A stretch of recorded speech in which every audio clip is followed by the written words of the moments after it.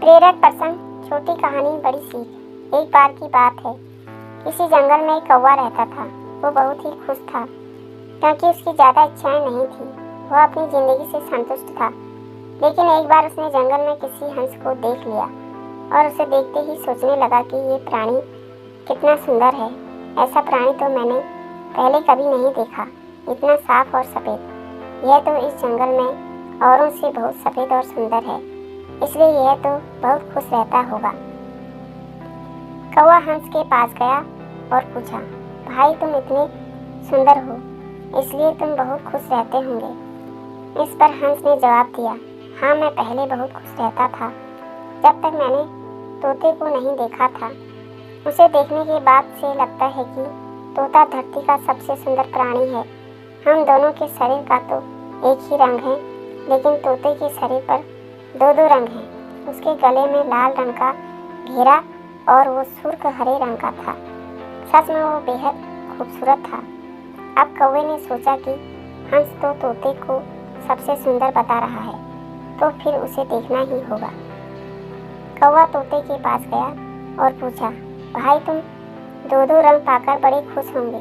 इस पर तोते ने कहा, हाँ मैं तब तक खुश था जब तक मैंने मोर को नहीं देखा था। मेरे पास तो दो ही रंग हैं, लेकिन मोर के शरीर पर तो कई तरह के रंग हैं। अब कौवे ने सोचा, सबसे ज़्यादा खुश कौन है, यह तो मैं पता करके ही रहूँगा, इसलिए अब मोर से मिलना ही पड़ेगा।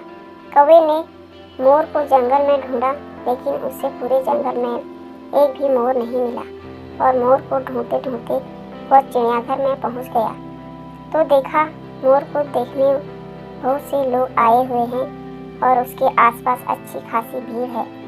सब लोगों के जाने के बाद कौवे ने मोर से पूछा, भाई तुम दुनिया के सबसे सुंदर जीव हो और रंग बिरंगे हो।